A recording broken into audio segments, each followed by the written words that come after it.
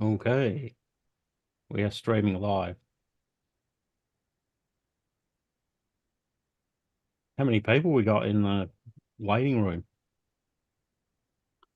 Let's see. Well, I'm going to let them in now. So, Yep. all right, here we go.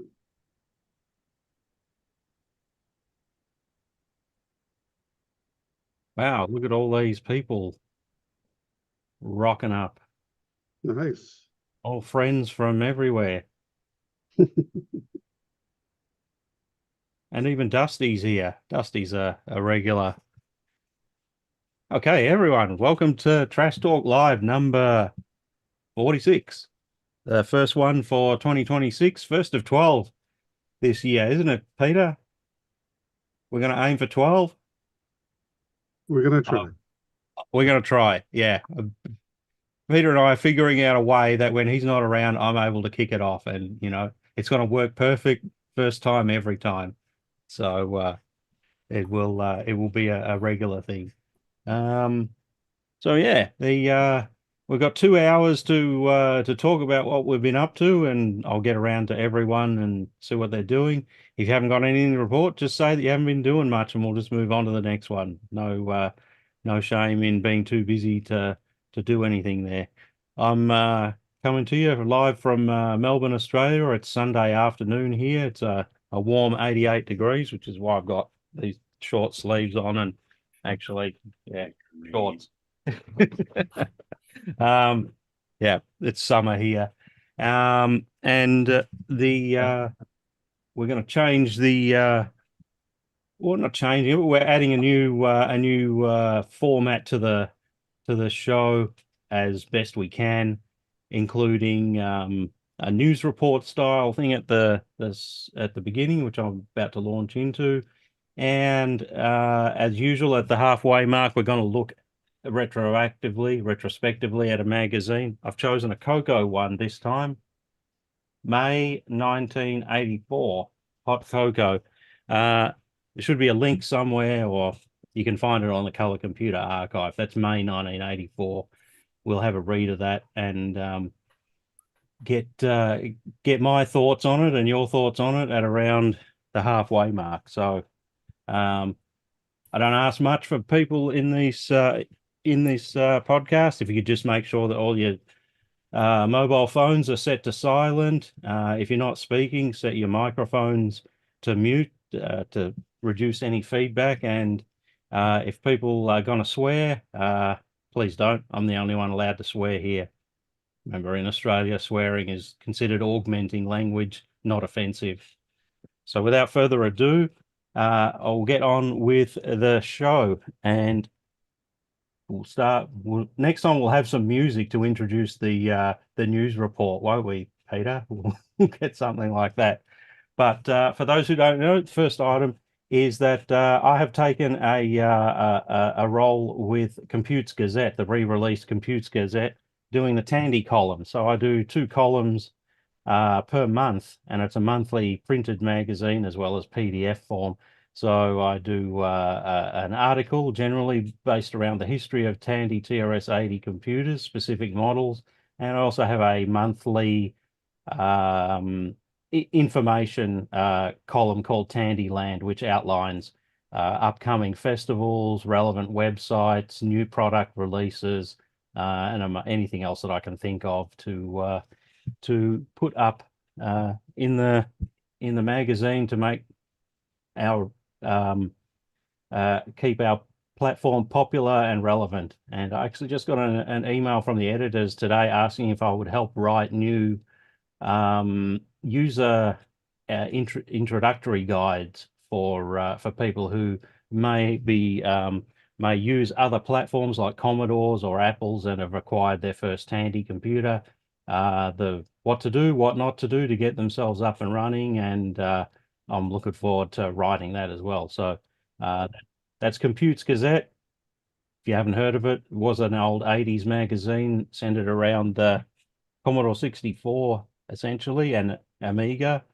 It's rebirthed as the retro computing journal magazine to to properly support our hobby of retro computing. So I'm glad someone's gotten on to do that, and I'm really glad to actually be a part of it as well. Needs really suits my type of writing. So the only last thing I wanted to mention about Computes Gazette is they are in fact bringing back, or they have been bringing back type-in programs for those in the old traditional sense, and they've had a lot of programs submitted for Commodores and things, but they haven't had any Tandy. So I'm determined in the next month or two to get some people to send me some programs that they've written that they'd like to get published. I'll check them over and try to get them printed in the magazine for people to type in for, well, shits and giggles.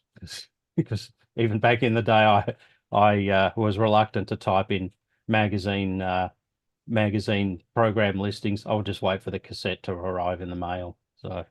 Um, so there you have it. So, all right, that's my news item. I'm going to move on to George Phillips, who has got some news about TRS-80 GP. Yeah, just a little note that the latest version of TRS-80 GP is out there. It's version 256, and it's got the usual pile of bug fixes and little improvements. The biggest feature is that it's got green thumb emulation in it, which I think I demoed on the last Trash Talk Live. But anyhow, it's out there to play with, which of course it doesn't do a whole lot. There is in fact a command line flag which will just run a demo of it. If you do -gt demo, it will pop it up and run a server so you can see it download text and you can page through it, which is pretty exciting in an abstract kind of way. Anyhow, so it's out there now, available for download at 48k.ca/trs80gp.html. So on to our next news item. Yeah, the next news item. Pete, are you ready, or shall I check with Neil? Yeah, I'm good. I'll pick it up. Okay, so yeah, Tandy Assembly report. Tandy Assembly 2026 is scheduled, folks. If you go to the website, tandyassembly.com, you will see that we are open for business. We're accepting exhibitor registrations now. We're accepting sponsorships, which is really important for the show. So if anybody out there can afford to sponsor us, it's a $50 sponsorship, and you get your name and your business or whatever it is posted on our website and on our show poster, and we'll promote it through our social media channels. Please do, because it really does help us to keep the show running. We're also looking for speakers. If you have a topic, TRS-80 Tandy related topic, it could be pocket computers, it could be the Coco, it could be the Model 2. If you feel like you have something you want to share with the community, a project that you've worked on, or some knowledge that you have that you want to share, please do sign up to be a speaker. And then we'll also have a link on the homepage now where you can buy your attendee tickets if you're just going to be an attendee and you want to join us. So, but the big news, and some of you know this already, is this year we're not going to be in Springfield, Ohio. We're going to be in Cincinnati, Ohio. And we're staying at the Doubletree Hilton by the Cincinnati airport. So it's going to be very convenient, much more convenient for people to travel in. The hotel is literally like in the airport. Like you can see the runway from the airport. So it's very convenient. It's going to be interesting. If you like to do plane watching, I guess it's a great little side activity for you. So, but yeah, it's a bigger venue. It's a nicer venue. We're all really excited to put the show on for everybody to come out and join us, and we hope it'll be the biggest Tandy Assembly yet. So, looking forward to seeing everybody. That's Tandy Assembly.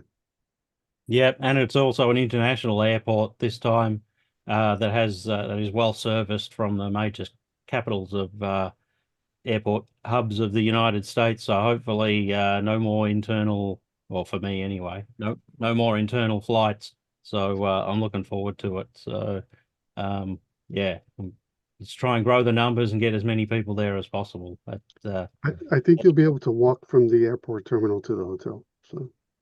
Yeah, even better after 30 hours flying. Yeah, hope it's a short walk. Or take the little shuttle. I'm sure they have a shuttle. It'll be just a couple minutes. I'm fit enough to do it. I'm just joking. That's that's fine. Uh, Neil Blanchard from Canada. How you doing? We got a news item. I've got a Hey, news item. I've got a dump on you, which is tell us about Cocoa Fest, which is coming up not long, about 2 months now, isn't it? In March? it's in May, but It's before in you know it, May. Okay. it'll be here before you know it. Yeah. Yeah, we're gonna have a table there representing Tandy Assembly. So we'll give out some flyers Awesome. and maybe some Canadian chocolate. We can do that. That's so cool. Yeah, yeah. I was also going to mention, since we were talking about Tandy Assembly, yeah, let's try and grow the cocoa coverage a little bit at Tandy Assembly. You know, show the Cocoa Fest people how you can really do it in a in a in a That's in right. a in a nice new, environment where we are. So yeah. So is there another cocoa related virtual fest that they have? Is don't they do that every year in January or They something? do. Yeah. Yeah, it's coming up actually. I don't think it's taking place. I think it's near the end of the month. Okay. Uh, Yeah. if you go to their website, it's posted on there. The um, Yeah. the Glenside website. Oh, Okay. Yeah. that's the live online event, right? I showed my Tandy 10 at that last year, right? That's what you're Yep, talking about. Yeah, that one. Yeah, it's coming around again. So yeah, don't miss out on virtual. that if you like that sort of thing. I manage to miss it every year because it's always the time difference means I'd have to be up all night to be Yeah, there. So but yeah, it's a handy little event to bridge the gap between each Coca Fest. So, it's good when they do that. All right. Has anyone else got any short news items they want to report? Put your hand up. Crickets. Oh, I have one more. You got one more? Uh, Please yeah, do one so. more. VCF East is April 17th through the 19th at the usual place in New Jersey. The theme this year is the dawn of the personal computer. So because of that, I always go to VCF East. I'm going to be having an exhibit of several Model 1s being, like the dawn of the PC, one of the original Trinity computers. oh, And cool. I'm going to have as many different accessories as I can bring along, all my different weird accessories and that for the Model 1. So this should be a You're fun going to time. need a big table, mate. There's at least, 6 different types of line printer and thermal printer and plotter and electrostatic and, them all Oh, lined up. There's going to be a lot of I'll bring stuff. I'll bring a screen printer and maybe a line printer one. We'll see.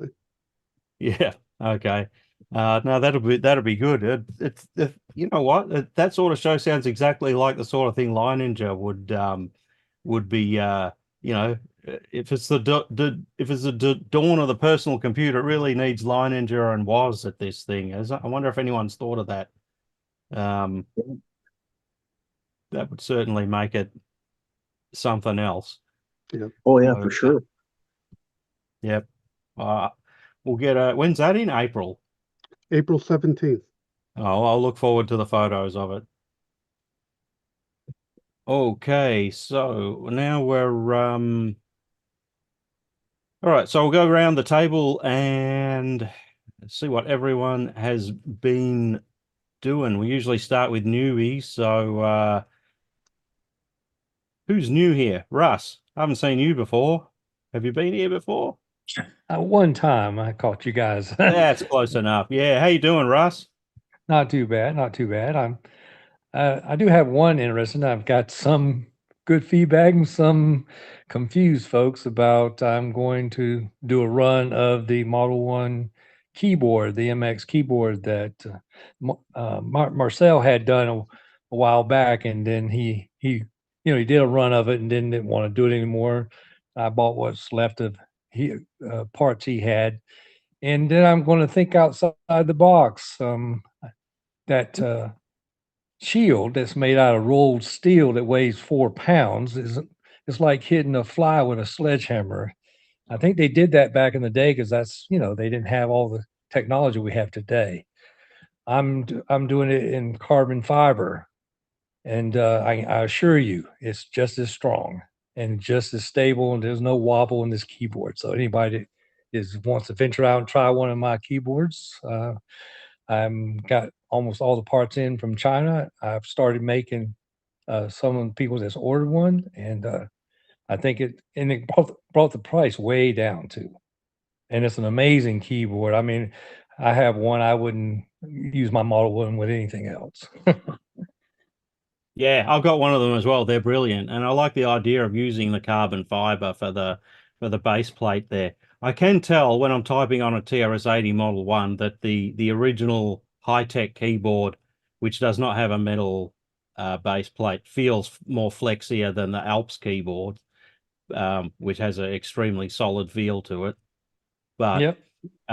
yeah, I agree with you. The aftermarket keyboards are very fine to type on. So I hope you're having a lot of success selling these things. Well, if everybody comes through, I was going to be able to make 26, and I've already got 16 of them spoken for, and I'm keeping 4 for myself.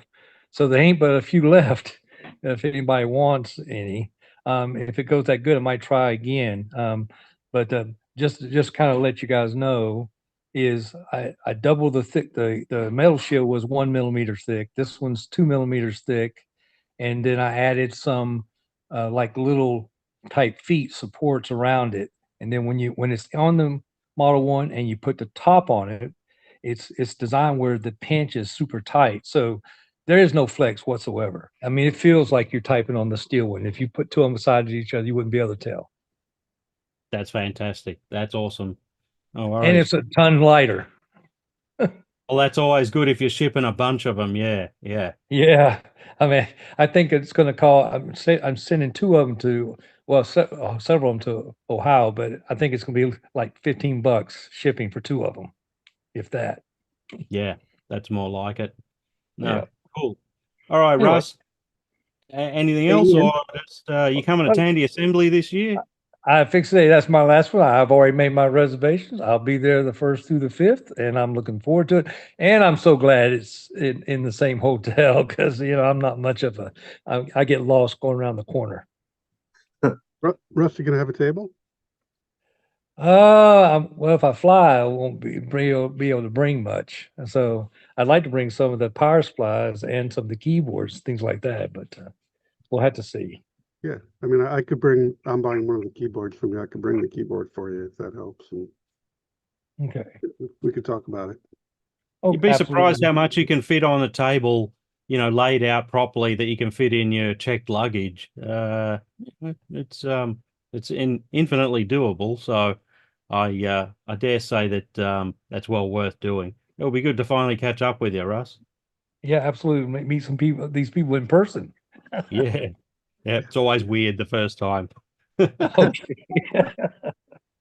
Well, you put a All face right. to a voice even on video, so. All right, thanks for that. Who else is new here? Kelly. Ian, Kelly. Yeah. I just have to make a quick addendum. Yeah. I messed up the date for Cocoa Fest. So anybody listening to this podcast, it's April 24th to 25th. Cool. Thanks So for just, updating that, for letting us know. I'm sure anyone who's attending would actually double check the website before heading out there. But Yeah. it's at the usual place at Chicago, isn't it? Yes, it is. Yeah. The Holiday Inn, Carroll Stream, Illinois. Cool. All right. Thanks, buddy. Yeah, no problem. Yeah. Kelly Levitt, long time no see. Have you been here before? Yeah, I've been. I checked in once before. I always forget, like I almost forgot tonight. I'm sitting out there drinking a glass of wine, and it's like, oh, Those guys. Yeah. Glad to have you back. Tell us what you've been doing. I haven't been doing much. I've been trying to make sense of everything I've got. So one of the reasons I wanted to come tonight is I have so much stuff. Wait, I stopped working there for a minute. I have so much stuff that I need to start finding homes for it because I don't have time to work on half of it. So, if anybody feels like coming to New Jersey, reach out to me. I've got probably 4 or 5 Model 1s. I've got at least 3 or 4 Coco 2s that need a home, including disc controllers. I've got, I don't know, a couple of Model 2s, a couple of Model 16s, a couple of Model 16Bs. I just want 1 or 2 of each. I've got so many. And I don't feel like I'm not throwing them away. Right, Pete? Oh, But I'm all for the Model Ones. I wouldn't mind. I mean, I'll take that's kind of the only thing I sort of specialize in. yeah, well, I've biggest problem is I don't have power supplies for them all, but sounds like somebody's working on that. Um, I I have a really good power supply that I put out there. Sold 200 of them so far. There's a switching power supply for the nice, Model nice. One without I no should look heavy into that for my transfer. own. I I'll send you a link so you can see what it looks like. Yeah, great. Um, it doesn't mean I'm completely getting out of it, but I just have so much stuff. I have a 30 by 40 basement and it's full. It's so much stuff that I can barely move. Peter's been down there. I can attest to that, yes. And I don't know if you guys know uh Emilio. You know Emilio, Peter. He's the teacher out of Connecticut. I don't think I've met him now. No, he ran into a bunch of guys down at VCF and he came here. I loaded up his car. He's setting up a little museum at the school he teaches at. So anyway, like I said, I love the old Tandies. I've been working on them since the 80s. But I just need to find homes for some of this stuff. So anybody has any interest, reach out. I'd rather give the other Tandy people than just take them to swap fests. You know, it's just the way I am. Rent a truck and bring him to Tandy Assembly. I might be doing that, really. You I was know, going to say, it sounds like a road trip for Malcolm Ramey. He likes the big 8-inch systems. If you've got enough of them, yeah, that guy. Yeah, yeah. yeah. I've got at least one or two spares of I've got a 12 that's in pieces because it fell down off my shelf. So if anybody needs spare parts for a 12, Did you take a photo of it, no, or you just plain embarrassed I'm when it just plain happened? embarrassed. Don't worry, I have Junker Lanches at my place as well. So And the problem is, this was literally it was an industrial shelving unit, and the clip just broke. yeah. This wasn't some cheap Amazon crap. I got this from a business supply warehouse that was going out of business, and it just broke. Oh You know, man. speaking of Tandy Assembly, remember a few years ago we had Thomas McLaren brought a U-Haul full of gear, and he sold a lot of it. He set up in the middle of the floor. Remember that? Just stacks of computers, all sorts of Tandy machines, and yeah, he Well, made I've got at least one of every machine except I sold my last 600. Not 6,000, 600. But Yeah, I've got good plan. They're not worth anything, the 600s. They're junk. yeah, I got a lot of money for mine, let me tell you. I can see Thomas McLaren there shaking his head. Yeah. They're cute, but they're junk. Yeah. Oh, Um, Thomas is here. Yeah. Hey, Thomas. Yeah, that is Thomas there. Yeah, I saw that big smiling mug.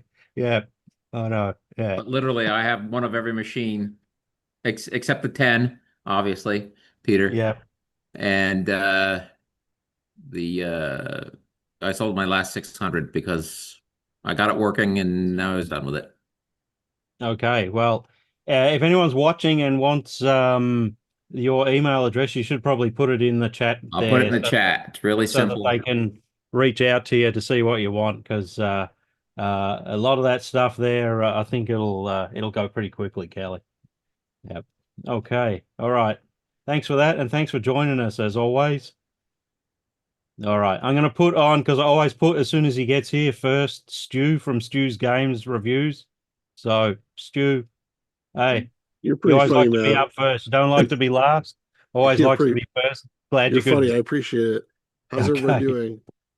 It's been a while since I've been able to show up here. Just bad timing, but still doing a bunch of TRS-80 stuff, and I actually picked up a whole bunch of stuff recently that I don't even know what half of it is. I need to go through it, and like some of this is Coco, like weird types of Coco cartridges. Let me blur so you can see this better. Hang on. So like it's some kind of Coco cartridge hacked into something, and there's like some connectors for like 9-volt That's an batteries on EEPROM. it.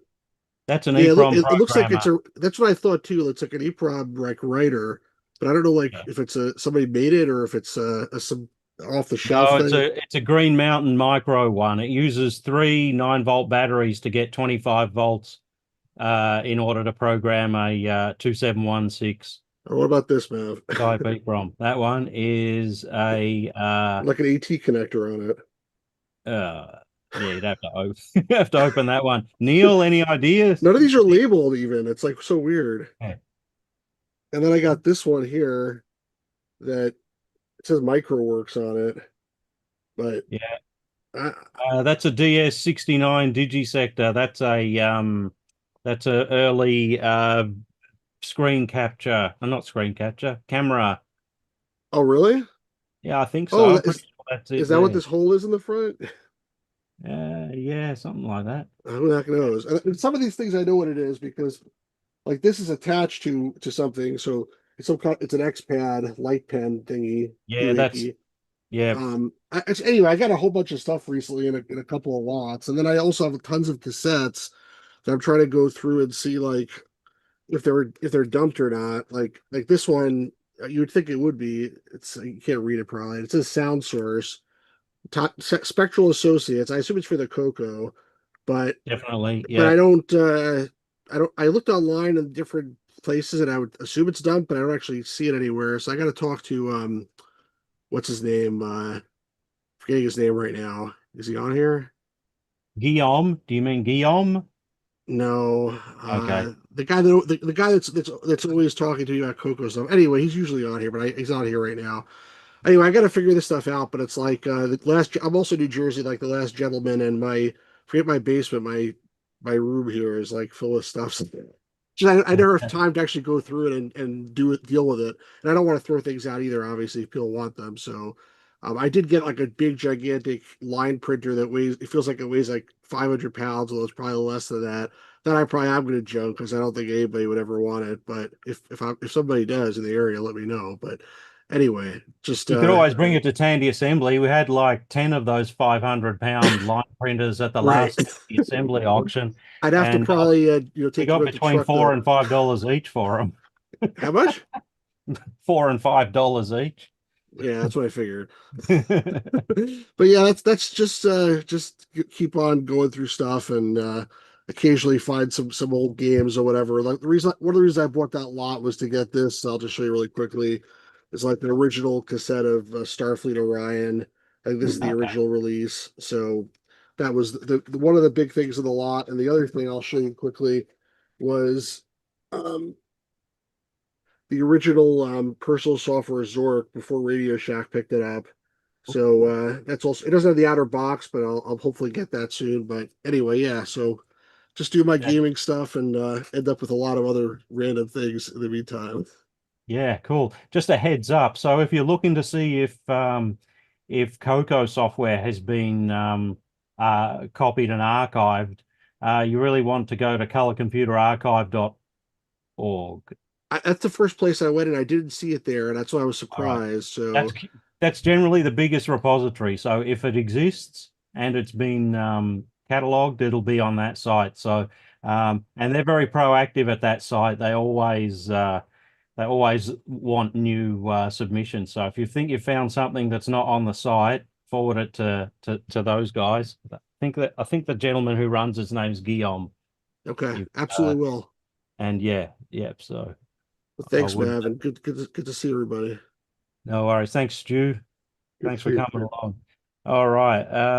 Let's see. Moving right along. Alex Price. Cree. Alex. Hey, Yeah, hey, hi. mate. Hi, Yeah. yeah. This is the second time I've been here. I've got a lot of second Um, timers here today. That's good. What up? What's going on in your world? well, since last time I've talked, let's see, I mentioned that I produce some YouTube videos on the TRS-80, and I think a couple people here might have watched or subscribed or whatever. I kind of became employed again, so I really haven't been doing much on the YouTube side. But I did get back into assembly language programming, and I discovered or rediscovered my source code for one of the games I sold called Stars, where people call it like Frogger. You have these stars go side to side and the ship goes up and down with your keyboard. And I decided to have the computer control the ship based on detecting whether there are stars or not around. So I added code to it so that the ship kind of moves by itself. And I got a big kick out of it just because, the game's like, I don't know, 40 years old. And then here it is running by itself now. And it surprisingly wasn't all that hard to add that extra code.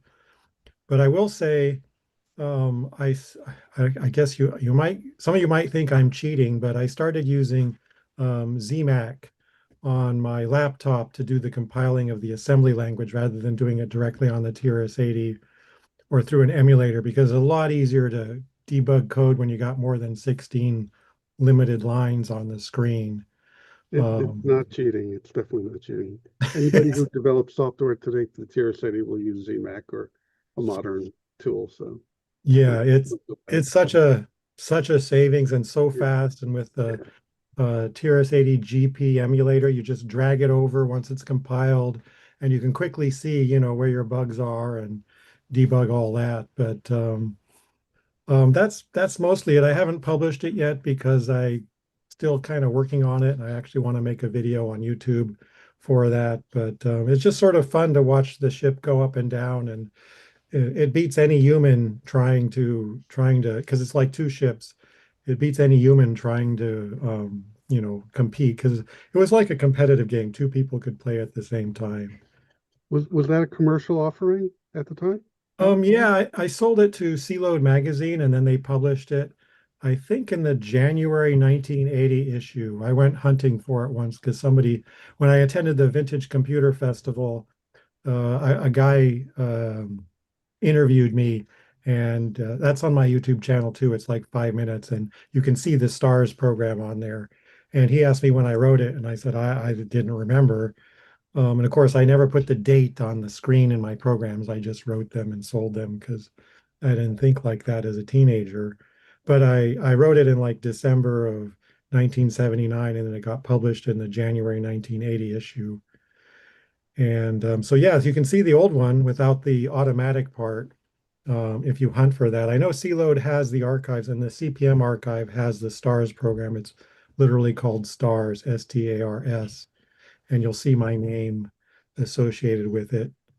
And yeah, I will say when I looked at some of my coding style back then, I'm glad I improved because I mean assembly is hard enough to make it elegant, but it's just all over the place. Surprised I ever even got it to run at that age, but I guess when you're younger and you're determined and your brain is really sharp, things just go a lot faster, I found. So To January 1980. I think so. Yeah, I think it was published in the January 1980. But if you go to the CPM archives thing, you'll find it there, or reach out to me. I can put my email on the chat too if anyone has any questions. I streamed that all those early issues. I'm going back. I'm gonna go. I have to find that game now. So thank you for the tip. I Sure. must have played it though already. Probably, yeah. There's a lot of games, and I found the original. Somebody published or scanned in all those newsletters that they released with all the tapes each month as well. There's a website. I don't know. I don't remember where that is, but it was nice finding those and reading them. The guy who wrote those was really good. He was actually in Santa Barbara, and I knew him. I met him because I lived in Santa Barbara, and I would drive. They were in the airport. I would drive to the airport and show him my games once in a while, and this and that, and we would chat. So. No, that's great. Yeah. I was reminded of you the other day, Alex, because I was going through some boxes of old tapes. I've been looking for to try to help Ira out. He's got a missing software page on his website, and turns out I happen to have a lot of the missing software that's from his to add to his website. I found some old C-Load tapes that I'd bought back in the day, and I couldn't remember which one or stars or anything like that. All I remember was it was met you at Tandy Assembly, I think it was, and yeah, that you'd had something published in that cassette magazine. So yeah, I did start to find some of my cassettes. So yeah. I don't recall them being fun to load back in the day. Well, that might have just been my machine though. Yeah, it is January 1980 because I found the screenshot and put it in the chat there. Yeah, thank you. Yeah, I lost your audio a little bit there, Mav, but I got, I think, most of what you said. Yeah, cool. Okay, all right then. Thanks, Alex. Always good when you can join us here. All right. Neil Blanchard, you got anything you want to say? I just wanted to make sure you got everything you wanted to say done in case you have to leave early.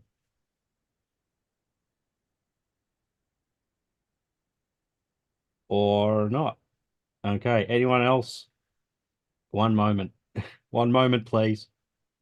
He's trying to unmute. You're, Yeah, there's something I would you're like on to mute. do. Yeah. Neil, we need a computer technician to help you. Now they go offline. Now they're back. By the way, did we say hi to Amy? I don't recall. Oh, hey. Oh, by the way, hi, Amy. Thanks for joining us. This is about the first time you've been to one of these things. Yeah, but you're still muted. Yes. Yeah, I know. Sign language. Yeah, exactly. All right. Oh, I got it. Yay. There we yeah. go. Yeah. See, Hey. Amy fixed it. Yeah. Yeah.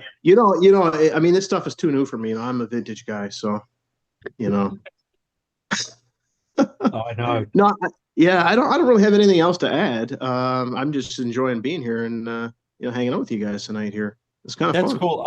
I have one question for maybe Amy can answer it. She's if anyone would know, it's Amy. So we had the Model 6000 cake last year. I think we've decided that this year's show is gonna focus on the Color Computer 3 release, being 40 years since. Are we getting a giant Coco 3 cake this year? We are. We are. What she Okay. might do, because it is a substantially smaller machine, is Yep. that she's going to offset it with cupcakes. Okay. Not So offset she'll, with a cake-shaped disk drive and a cake-shaped CM8 monitor. like, she's going to make the cake, but then because it is a smaller computer, so it'll feed enough people, she'll make cupcakes to go around it with the pieces and whatever. And then we're going to be doing something special for the merchandise for the Coco 3 as well. That's great. All right. So there we have it, everyone. Coco 3, 40 years of. That's it. Is going to be the theme of our show. We've taken a deep dive into Coco this year. So yeah. All right, guys. Thanks for that. Hey, you got your Coco 3 yet? I've had it since they were in the shop, like you, mate. All right. Thanks for that. Mike Rowan, nice for you to join us. For those who don't remember, previous president of our Tandy Assembly. What have you been doing, buddy? It's good to be here. You can hear me okay? I can hear you now, yeah. All right, using a new device, so good. Yeah, I'm gonna be at Tandy Assembly this year. I was down with some surgery last year, so I couldn't make it, but had some hernias I had to have fixed, so Hernias? back on the mend. what Yeah, thing? I'm gonna be there with color computer stuff this year, so getting a table this year. I think it'll be my first time having a table at Tandy Assembly. I think so. Better late than never. That's awesome, Mike. It'd be good to catch up with you again because I think previous to that, didn't a big ass hurricane thwart your plan to come to the? Yeah, I've had two of them the that got scrambled or cut short. Yeah. Yep. No, it'll be good to see you again, buddy. That's for sure. So cool. You other than so you've just been working on getting healthy. That's the best you can do, isn't it? Yes, it is. Cool. Thanks for joining us. Okay, it's always good to have you here. We missed the Coco crew, Mike. We're ever going to see you guys come back together again, like the Beatles? Yeah, I don't know. I'll join the Coco crew if that's what's needed to bring it back. I'm sure I can talk my head off about that. But I'm quite enjoying doing these podcast type things now. We need to talk. Peter.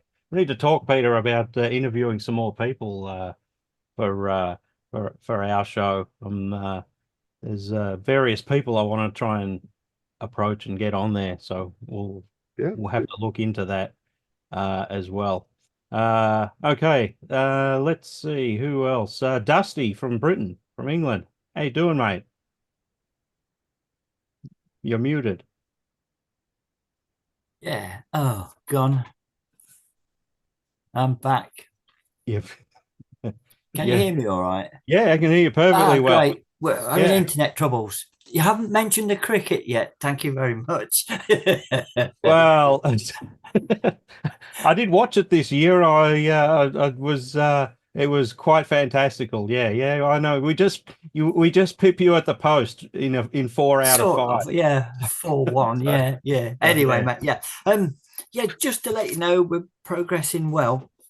George is looking for a competition still idea. Are you, George? Yeah, excellent. Also, I've just noticed tonight a couple of you guys have got bits to sell. If you want to put an advert in TRS-8 just email it to me, please. It's free. There's no charge. Whilst we're not the biggest circulation in the world, we had over 230 hits last time. So having a circulation of 230 for a magazine that's dealing with stuff that's over 40 years old, it's not that bad, is it? But as I say, I've already got a couple of items for the next March edition, and I've actually been playing with my real Model 1. ET sent me a program, a one-liner, but it needed the edit to extend the line length. So I thought I'll try it out on a real one just to make sure it works. And of course, it works perfectly because he like me, he uses TRS-80 GP, well, 99% of the time for me anyway. But it's quite good. It's a very unique code program, which I was quite impressed with. It's a one-liner code substitution, and the skill is always with these things is anybody can randomize and jumble up letters, but the trick is to be able to take the jumbled up letters and turn them back into English. And I'm not going to give it all away, but he's come up with a really neat answer to sending off the key. So it's as I say, for a one line, it's just a straight simple substitution. But I thought it just caught my imagination. I thought it was really good. But other than that, as I say, I've got a couple of other items sent in already. So if anybody's got any news and items or something they want to find out, let me know, please. Just email them to me in any format, and we'll see what we can do.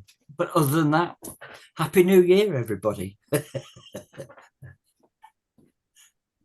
Yeah, thanks for that, Dusty. Yeah, I got to get onto my articles, but I tend to do do them in the last week before I submit them, and then after thinking about them for 2.5 months or more. So that's how I do my articles. But I wouldn't recommend that to everyone. But I'll look forward to the next issue. So thanks for joining us, like you do every show. Much appreciated.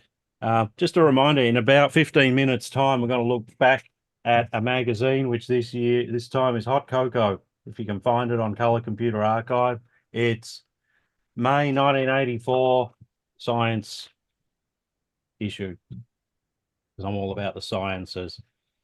Let's see who wants to go next. Malcolm and Thomas McLaren. How's that sound? Yeah. Hey there. Boys. Yeah, a little bit of a vintage weekend. Thomas showed up with a bushel of Apple IIIs and one lone 4D that we're working on. So the Apple IIIs are banished to the dining room. They're not allowed in the office here. But the 4D's in here. We're working on it right now. Other than that, not done a whole lot lately. A lot of vacation and traveling. So I'll get Tandy Assembly, of course. Yep. That'll be good to catch up with you at Tandy Assembly, and by all means, vacation as much as possible. Thomas, how you been, mate? I have been dreaming of this moment for my entire life. Okay. And also, I've been thinking of one of my favorite stories from Tandy Assembly is when I got to say the name of the tape drive, which was the Wang. the Wang. Yes, yeah, That okay. was mean of me. I'm sorry. Yes, we've been working on the Model 4D here, and you're very good to take a good joke there. I appreciate that. Yeah. Yeah, we've been trying to get we've been working on getting the Fred to auto boot on it. So that's the thing. It's real easy, so I'm sure you guys will have it worked out by midnight tonight or something. We are working on it. We're working. You are working on it. Yeah. Things I've been working on, Malcolm, is that project that we were talking about. So I should I need to send you an email soon about it. Okay. Okay. Tom, like the T-shirt. What's it say on your T-shirt? From the TV series. Thank you. Yes, it is. Okay. I thought it was a band called UFO. No, it's from the Jerry Anderson TV series from the 1970s. It was a documentary on the 1980, you know. If I wore T-shirts, I'd probably wear something like that. But a little narrow jacket and purple catch hair, me. and yeah, almost Yeah. there. We're there. Yeah. All right, you guys. Thanks for joining us. Always good to see you here. Check out an email from me during the week, okay, Malcolm? Okay. And Thomas. Take care. Thanks for having us. Thanks. All right. Let's see. Jay Newith. Hey, mate. Thanks for joining. How you doing? Good. How's your teeth? All right. Yeah, you got them all fixed. I noticed. I remember last time we were talking, you had some toothache problems. Yeah, it's all taken care of. Oh, that's awesome. That's good to hear. What have you been doing? Nothing, just same old thing.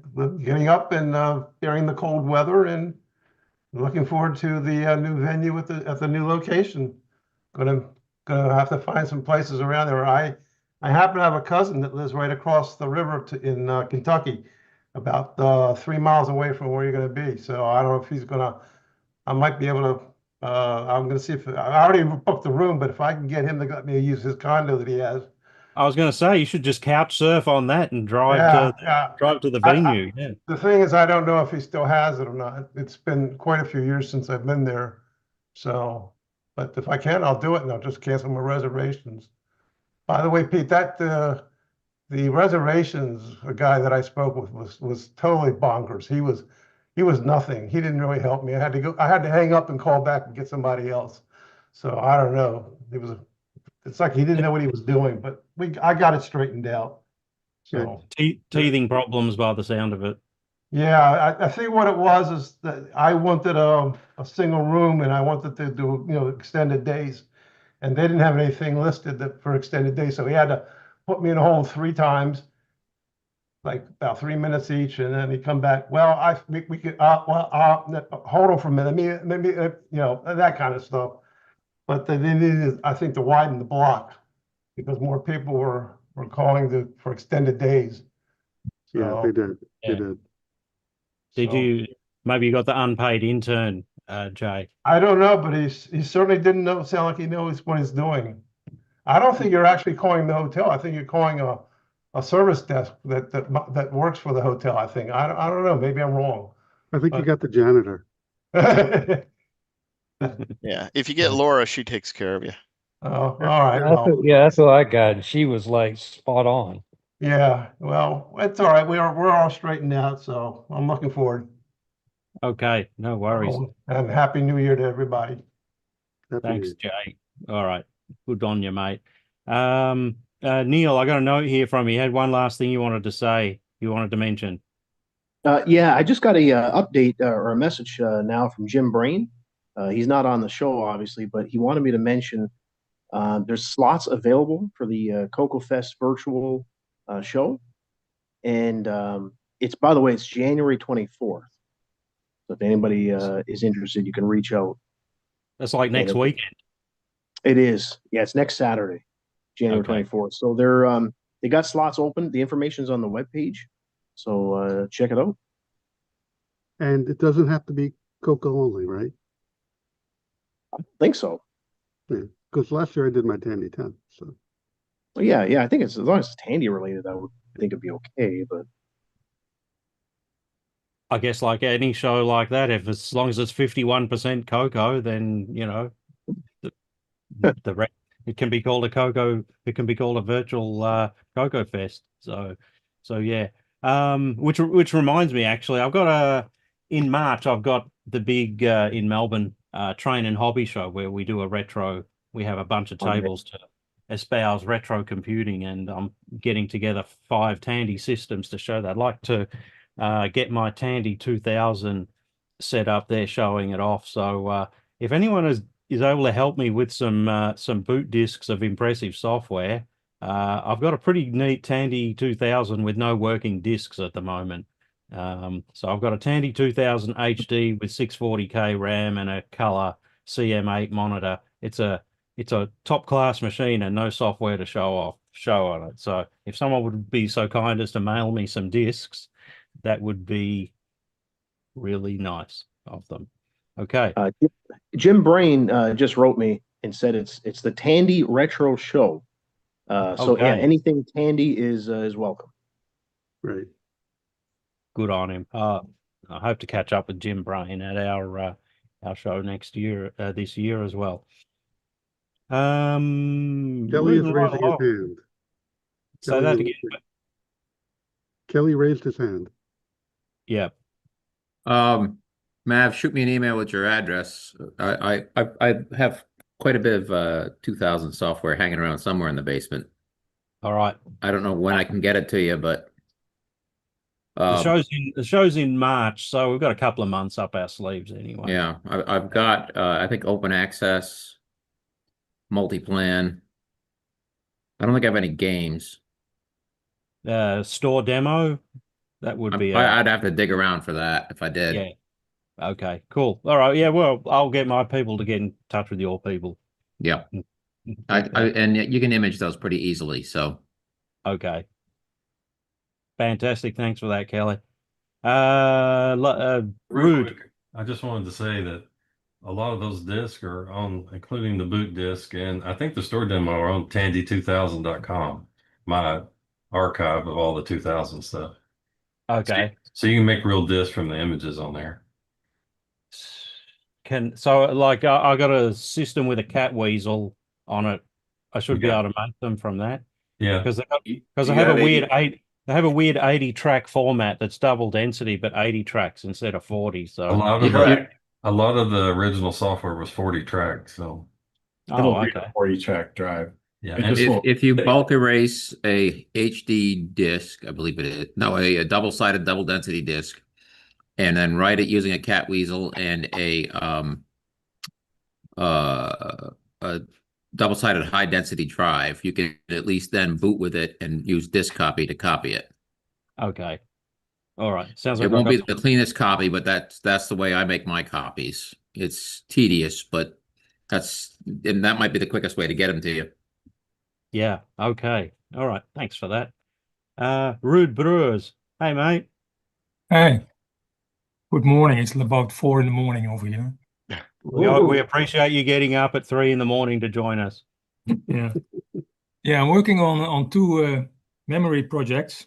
One is what I call a mini mem, a 4-chip 64 kilobyte memory board for the Model 2, as small as I can get it. And the other one is modifying my 512 keyboard so it can support the page swapping that's possible on the Model 12 and 6000 and so. And I was wondering if somebody has any experience on systems or software that uses this page swapping on a Model 12. Because I need something to test it with. You mean swapping the low and high banks? Yeah, swapping the low and high banks. I think some of the CPMs do that, but I'm not sure. Just Is the it CPM implemented plus. in the emulator? The emulator does do that. Yeah, if you go into Model 12 mode or above it, it'll allow you to swap the two banks. Okay, then I could at least copy that behavior. That would work.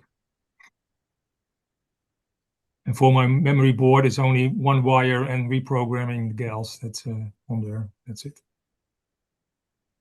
Okay. Cool. Always working on the 8-inch systems. We'll look forward to, hopefully you'll have something to talk, give a presentation on at Tandy Assembly like you do each year. What do you reckon? Yeah, I can do that. Yeah, always welcome. Everyone, always welcome. Okay. Thanks for that, Ruud. Thanks for joining us. Let's jump to Chris, TJB Chris. Hey, buddy.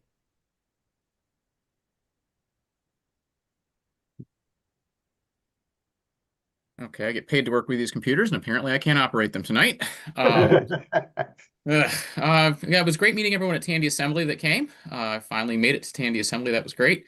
Those of you that I did pick up some cool stuff. I got a TRS-IO at Arnaud and got to do that. And I picked up a 2 meg upgrade for one of my Coco 3s that I'll be putting in.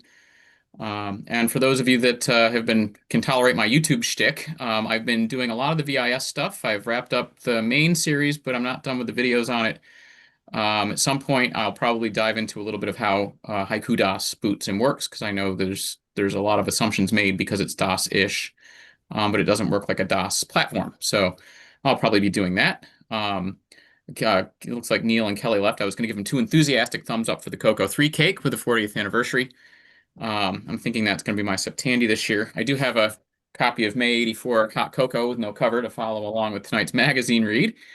And I did pick up a very crusty Tandy 433DX recently, which is one of the Omni Profile 2 build-to-order series that Tandy did for about 6 seconds right before they checked out of the computer business. So I got that all cleaned up and working, and it came with a working 1.2 meg floppy drive, which I'm super excited about. So, and I've got I got a Coco project in the pipeline now. Looks like might actually materialize. So, a lot going on here. Actually, been pretty exciting. That's so cool. Thanks for joining us, Chris. And you'll be, we look forward to catching up with you again at Tandy Assembly. I hope you can become a regular like a lot of us are. It was good meeting you there. Yep. When you mentioned the Tandy 433, I was just reminded of a consignment of non-Tandy equipment that I picked up recently. For those of you that don't know, my main source of income is flipping vintage computer stuff, so I get a rather lot of it through here. One of them is a very early AST machine. I think it's from that changeover era that it might have it might have its lineage going back to Tandy or something like that. So there were some AST Bravos that were along the lines of my multimedia PC Model 20 that are along those lines. Yep. So when I get to open up, I'll have a look at it, see if I can see any telltale Tandy signs in there. If Paul was around, I would have sent him some pictures, and he would have come back to me and said in his normal cheerful way, my eyes, I can't look at one thing I did forget to mention, Tandy Showcase was nice enough to loan me the VIS developer cards. I think there's like 10 sets around in the world. And even if you can't tolerate my YouTube shtick, if you'd like to see them actually work, I did do a video of them recently and got them working. So I have a VIS in my Tandy tower. So I would check it out. Cool. All right. Thanks, Chris. Always good to have you here. And it's near enough to half time, so I'm going to look at the magazine now. So if everyone has their copy, I'm going to give a short monologue about what I read about in it, and then we can go around and see if other people want to talk about it or have any comments. But let's get started. So what I'm looking at is the May 1984 Hot Cocoa magazine, the science issue.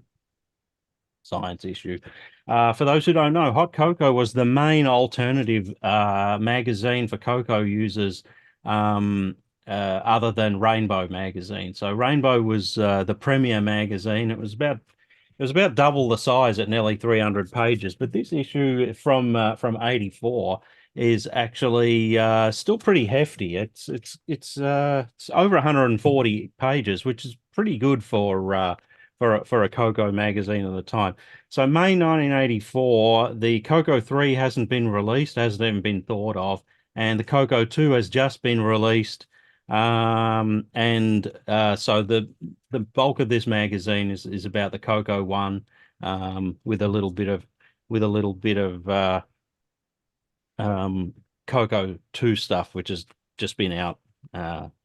So looking at the inside of the front cover, one of the things you regularly see in magazines for the Coco are the replacement keyboards, because the Color Computer 1 chiclet keyboard was, for want of a better word, unenthusiastically received for long hours of typing.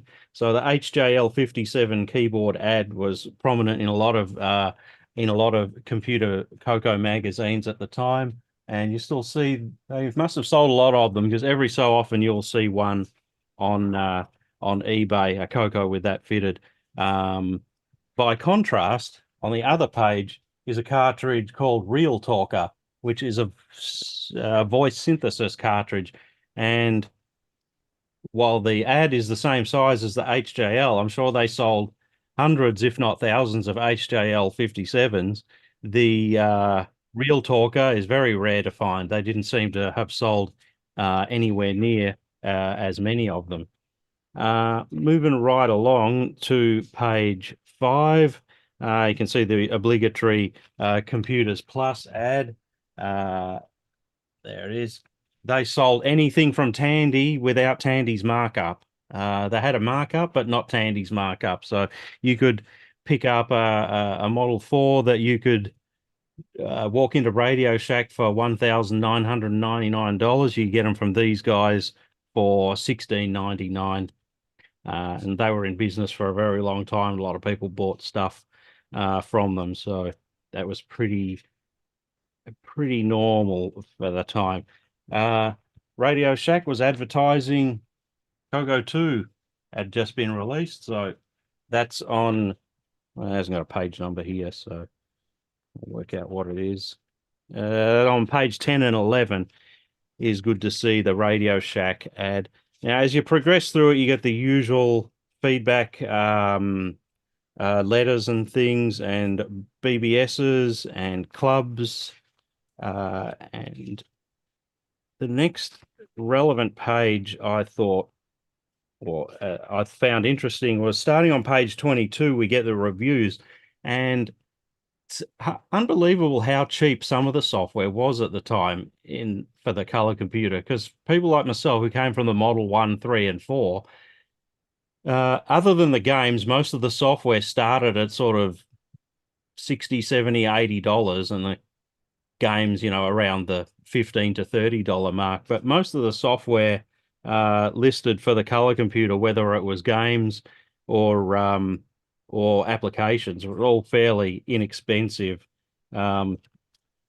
relatively speaking, and definitely cheaper than the PCs that were coming out at the time.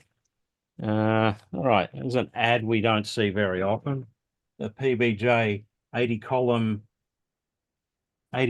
monitor card for the Coco. It's a cartridge that allows you to connect an 80 column screen to your Coco. That, at least I know that thing does exist, because they do come up from time to time. I don't know any software that really took good advantage of it. I can't imagine software written for a 32 by 16 screen renders well on an 80 by 24, but there you have it. All right, back to keyboards again on page 37. So there's another alternative keyboard. Like I said, keyboards were big business for the Coco. That's the Mactron keyboard. I've seen one or two of these on eBay over my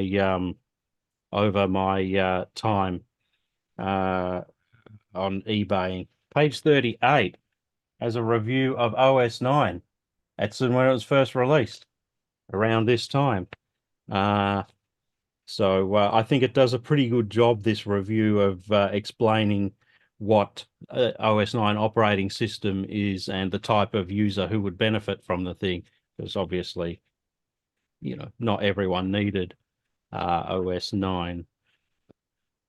Even today, I still rarely use it. Another keyboard, this time on page 53. Another aftermarket keyboard.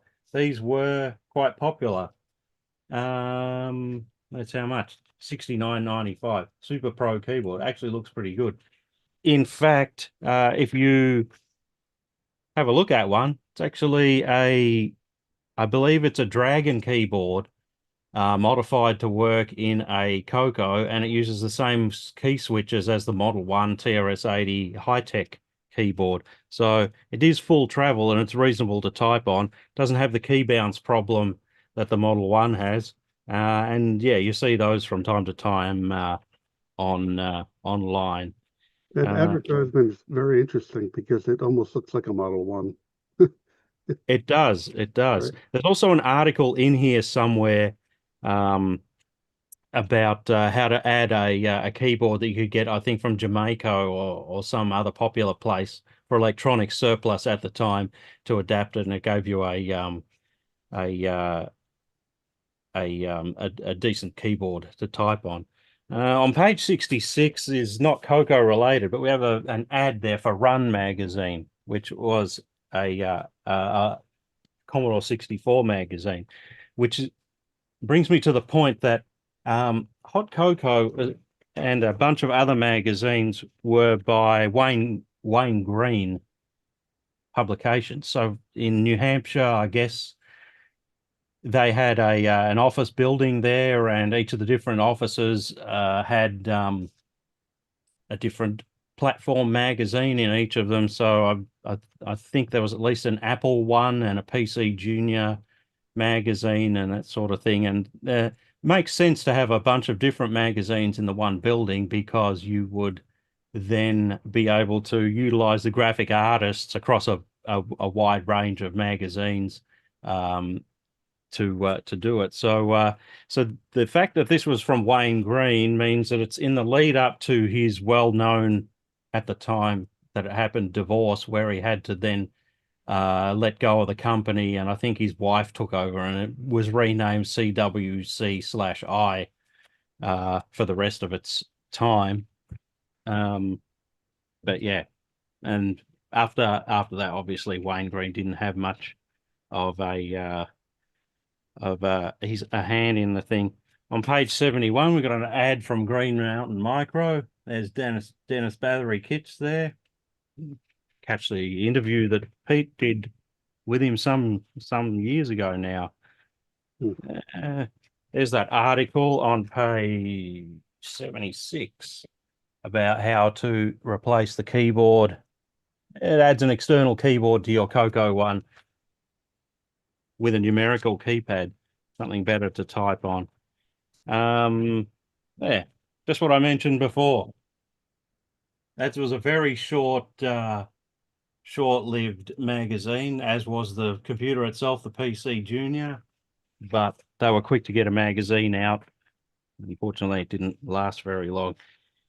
The main article I found interesting, people, not everyone knows my actual degrees are in chemical engineering. So there's an article back in '84 called Coco in the Chem Lab, and in it, they come up with a device, it's pictured there, that turns a Coco into, or what we call an integrator. So it takes information from big machines and compiles it into information that people can then study. And as a teenager at school at the time this came out, and I had a Coco, and I thought, this is great. I went to my chemistry teacher. Yeah, I just read this article. It says here, they've connected it to a Varian Model 1200 gas chromatograph. Where's ours? I'd like to use it. And she just laughed at me and said, if we could afford a Varian Model 1200 chromatograph, do you think the paint on the walls would be falling off? So yeah, turns out that's a big industrial machine that universities and chemical refineries and so on have. So But I did find the article interesting. I never did build the device and try it out, but it just shows that some of the things at the time that people were finding to do with their Coco computers. I think that's pretty. There's a bunch of other scientific programs. There's an ad here for, or a news item, it says, for a camera that connects to your Coco to take early, I suppose, early digital photos. So this is what was a predecessor to the DS-69 Digisector, which is another device used for taking photos with a camera with the Coco. So yeah, I think that's pretty much covered everything that I found significant to talk about on the magazine. Did have on the last one of the last pages here, ad for Rainbow magazine, of course. May 1984.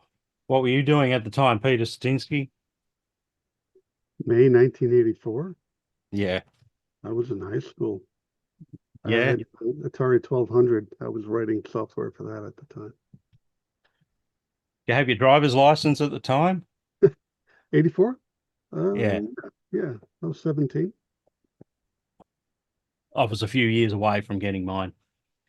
Anyone got any comments or thoughts about that time or that magazine I've just critiqued there?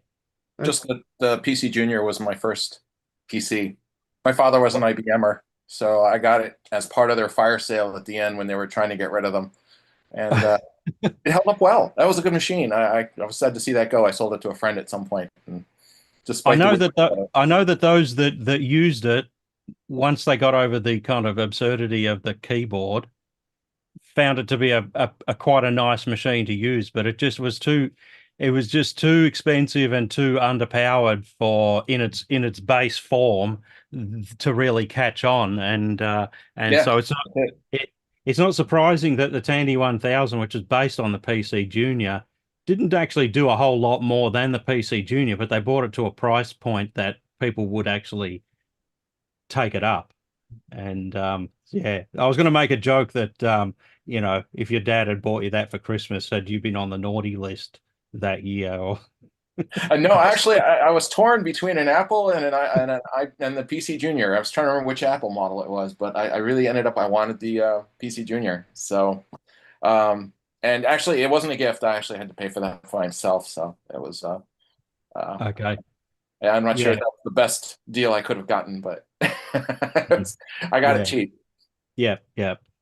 So magazines like this are kind of interesting time capsules that you can see that what was a lot of people thought as a toy computer, there's a lot of articles and a lot of stuff written for it that are not, games or entertainment based. So what I find fascinating is all of the small little businesses developing software and hardware, like that whole ecosystem that came up around the TRS-80 and the Coco. It's just really, really fascinating, interesting time. One mom and pop shops trying to make it, coming up with all these clever little hardware accessories and posting it in this magazine. It's really a great trip through time. It's amazing, and it's also remember pre-internet, and so as people know, I do a little bit in the way of hardware for the TRS-80s, but I don't pay anything for advertising. It's all really word of mouth and what I put out on the internet. And if I had to pay the advertising rates to put them in magazines like that, I don't know if there would be any margin to be made on anything. So and for those who have had a look at the missing, on IRA's site, the missing software page, a lot of them relate to little mum and pop places writing software. They may have been available on 80 Micro in ads there for 3 months or something and then just disappeared. And they may have only sold, a dozen copies or something, and that's why they're so hard to find now. So Kelly yeah. has his hand up again. Kelly is playing by the rules here. I'm trying to be polite. It's a novel concept. It's a new path in my life. In 1983, 84, I was working on TRS-80 Xenix. I was a junior in high school and learning about C programming and really banging my head against the keyboard. The old Xenix 1.1 and 1.2 was complete garbage compared to the 3.0, but we've led different lives. I didn't even have a computer at home. I walked across the street to the company that I still work for and was banging on the keyboards over there. Was that on a Tandy Xenix system or some other Yeah, brand? the Tandy Okay. Xenix So was a that must Model 16 with the 68,000 board set, the big old dog ear ones. Yeah, I'm an old sod. That's that's such a great time. Those systems never really took off in No, my country anyway, and so it was it was I believe amazing. at one time. We ran an entire, 30-person office with 3 machines, and then we had a fourth machine that did nothing but UUCP between them and in between the network. And I was learning all this stuff as we were going along. Yep. I found on page 90 this article about are the stars random, and Yeah. it's just using like a simple graphics mode where it just sets points, right, to mimic stars on the screen and sort of builds clusters. But what's so cool is that like the artifacting gives it like the really real colors of stars with reds and blues, because any amateur astronomer knows the stars aren't white for the most part. They're shades of blue and red depending on the temperature of the star. So it's like a side benefit that you get very realistic sky patterns, colors, even in a non-color mode. It's because I lean towards science. That was one of the few issues that when I got my tape in the mail, I actually loaded and played with sort of just about every program in the magazine, whereas normally there's only sort of a couple of magazine programs per tape that really caught my attention. But yeah, wish I had that tape now. I don't know what it did with all my hot cocoa tapes. Yeah. Page I'm just 47. saying, in the UK, the colours 1 and 2 were about, I can't recall ever seeing a 3 in the day, but it was competing against the Sinclair Spectrum. And it was, again, Tandy prices. The Sinclair Spectrum was a 16K colour computer, and it was £99, whereas the Model 2 Coco, I think, was still towards 300. So it was just really it just really priced that sort of burned it out in the UK. I did come across, you probably can't see these, Kenny. I purchased it on the good old eBay. It's the Rainbow magazines from 1981 to 19, there's 2 CDs to 1993. But I say over in the UK, I honestly can't recall much of it. And certainly never a model, certainly never Coco 3. But of course, by 82, we'd really started to get the IBMs over in the UK, or the PC clones, as they were called, weren't they? And that was just the way forward, because the government departments I worked for were tied down to the English equivalent of IBM called ICL, or International Computers Limited, and they were supporting the old IBM, the PC format with the 8086. So most of the stuff after that was the Tandys being left behind because they were 8-bit. But anyway, just thought you'd cheer you all up. Yeah, you'll have a lot of reading to do there on those Rainbow magazines, because for a long time they were like over 300 pages each. So there's a bit to read there. It's my understanding that the Coco 3 was never released in the UK. Definitely, whenever I have one to sell, that people are if I not contacting people directly to sell one if I go public with it. I get a lot of inquiries from England, from collectors and enthusiasts, like how much to post it to England, and then when I tell them how much it is, they kind of a little bit less enthusiastic. But it's not me picking the price. That it's Australia Post that chooses the price, not me. Yeah, because there's an absolute, well, in the UK anyway, there's an absolute lack now of any computer magazines. I can only ever see two regularly available. One's a very flimsy paper-based magazine, Computer Active, and then there's PC Pro. But that's struggling to get to 100 pages, because when you think sort of 80 micro, it was 400 pages, wasn't it? It was a fantastic thing. Yeah, well, I'm hoping that eventually Computes Gazette can get to a point where it's sizable enough that mainstream news agencies will take it up and make it available to the public. At the moment, it's subscription only. My issues should start to be arriving at your place soon, Peter, under my pseudonym. Yeah, I love that pseudonym, by the way. Also, I got a box from you today. You can send me some hardware parts as well. Probably, yeah.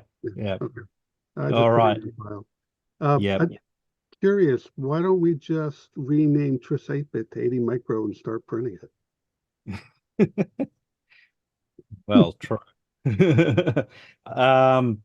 I mean, the design of TRS 8-bit means that anyone with a printer and enough ink can print every issue out of TRS 8-bit. That's what you encourage people to do, isn't it, Dusty? Yeah. He's occupied there. All right. But yeah. Yeah, he prints them all out. There they are. Yeah, exactly. They're actually designed to be. They're actually designed to make, for those people lucky enough to have an A4 booklet printer. You just print it out, and it does all the work for you. But we found definitely that once you got over 100 pages, it was virtually impossible to control. But so I tend to limit it now to about the 100 pages. But yeah, they're all, some are here. I haven't got them all anymore. We had to make room, I was told. Okay. All right. So we've got about 40 minutes to go. I'm going to start going through people in just any particular order. Does anyone short of time wants to go next? Put your hand up. If not, I'll go to Craig Cole. Hey, buddy. How you doing?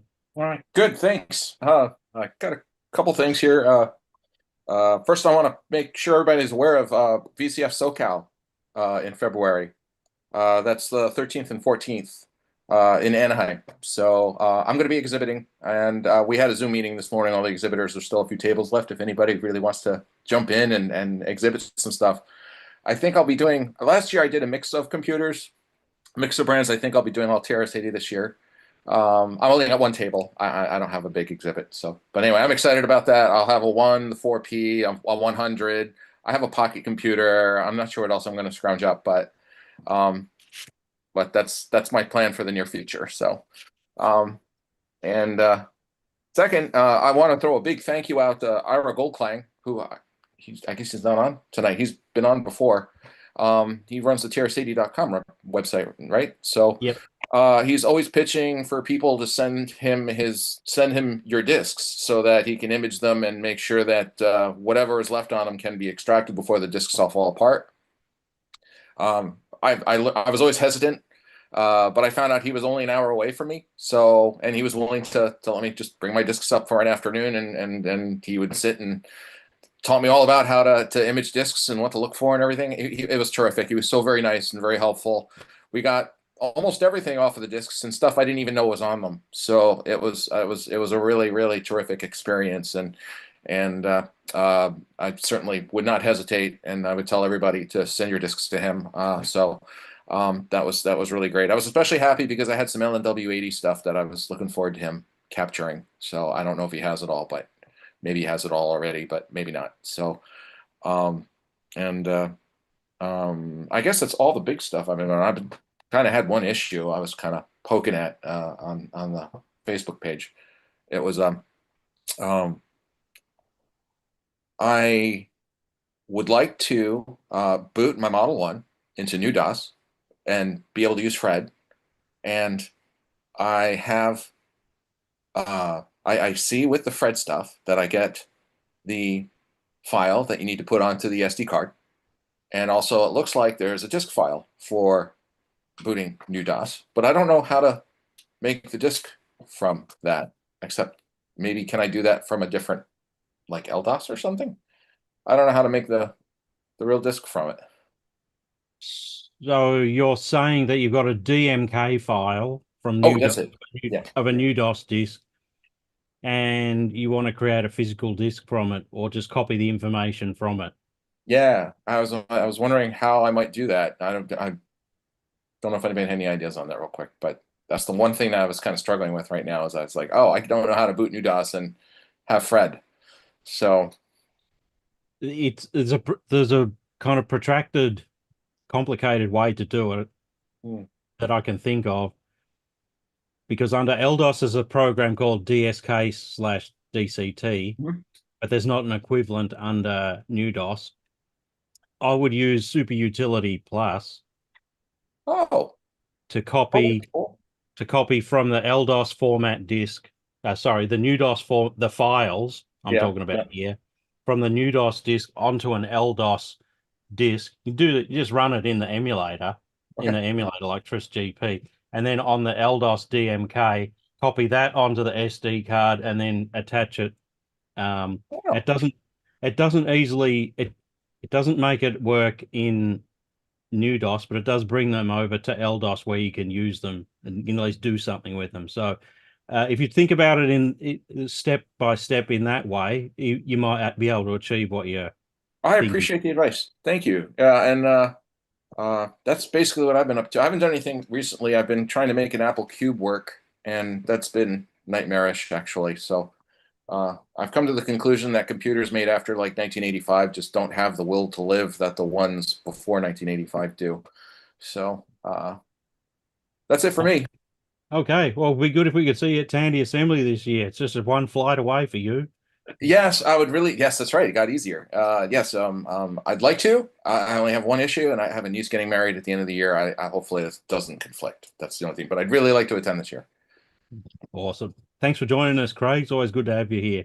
My pleasure. Thank you. Yeah. Patrick Bureau. Hey, mate. Present. How's Texas? Oh, it's a pain in the neck. I still have to cut my grass this week. And all the other Americans in the Northeast are probably cringing in their -20s. Well, my grass here is all dead, so it will start growing back in April. But we had a couple of days of 110 earlier in the week, and that took care of what was left of the live grass in our yard. Sorry, you're about to say?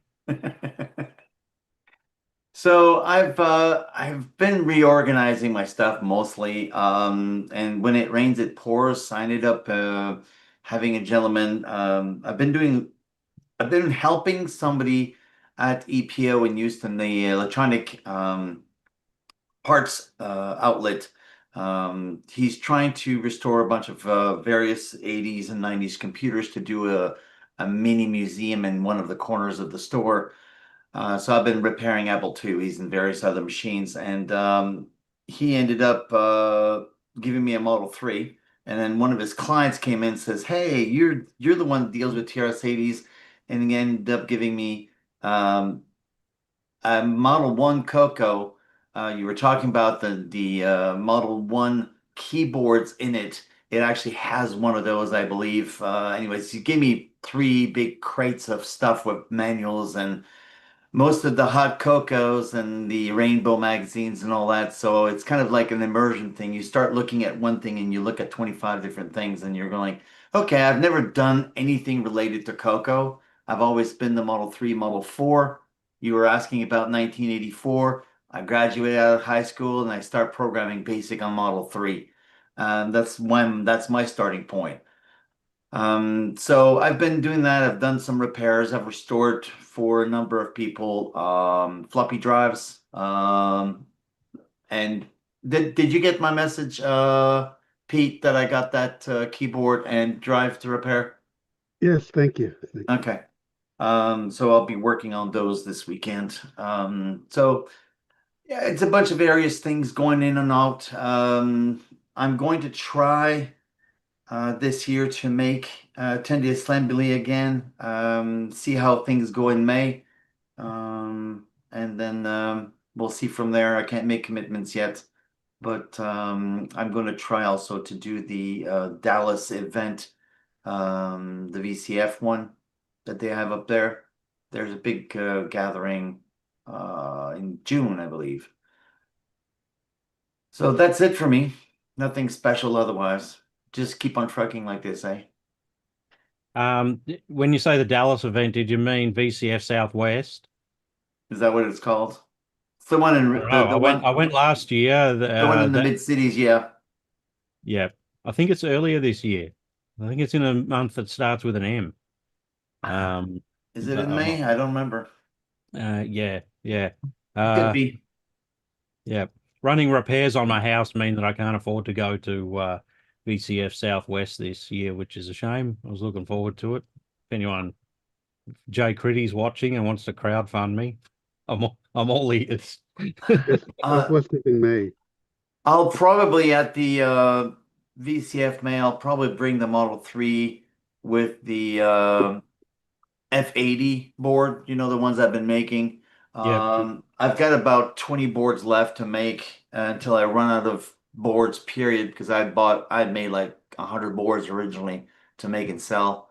So I'll probably have some of that. I'll probably have some leftovers for 10D assembly. Cool. What was that date again you said, Peter? Last weekend in May, looks like. May 29th to 31st. May 29 to 31st. Yeah, it's about 2 months earlier than last year, I think. So, yeah, they're getting right onto it. Thanks, Patrick. Always good. Thanks for joining us, buddy. Sean Shinstra in Sydney. You got your umbrella there? Mate, it's been sunny for like an hour straight. It's incredible. No way. My son's in Sydney. My son's in Sydney this weekend doing train stuff, and where we've got clear skies for like 14 days straight here in Melbourne, and the minute that he arrived in Sydney, he's just got it's just pissing down. It's after we had the hot days and killed off all of our grass as well, it's now been raining, so it's delightful. Okay. Been actually poking around on TRS-80 stuff again, so I thought I'd stick my head in here too, and say hi. I guess the main thing I did was on my long-term project of Infocom interpreters, I managed to get a request from someone to say, hey, how about you build one for the TRS-80 Model 2 under CPM? Had a look at, why not, right? Like, because there was the issue with the LDOS version that doing protected scroll lines on the screen was a bug in the DOS that meant that it didn't work as expected and crashed horribly. You couldn't scroll protect arbitrary lines in the same way. So with that, did a bit of a deep dive into screen control codes and terminal emulations across them, and Pickles and Trout came out on top again. Seems to be Pickles and Trout's the best CPM on your Model 2, which is it's great. It does all the bits and pieces you want, I could make a decent version that did all the text highlighting you could want, runs most of the games. Happy days. So that one's out and about. And I even got sent a photograph of it running on a real Model 2. So that was it's good to see it running on real hardware. That was one of the later Infocom games that one of the shall we say commercially unviable for 8-bit machines kind of games. There's a lot of stuff that they could have run if they wanted to, but never did because they were never going to get the sales they needed.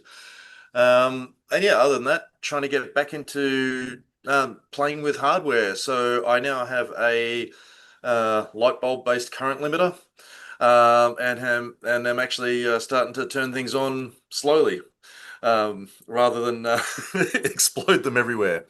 I did see a post on another Discord with someone who had a couple of exploding tantalums. And I was wondering with powering it up slowly, I don't know who knows much about reconditioning capacitors, but whether that current limiting approach actually even helps prevent that sort of stuff, or whether it's just good luck or bad luck, whether you get that. Because that the exploding tantalums did not look good.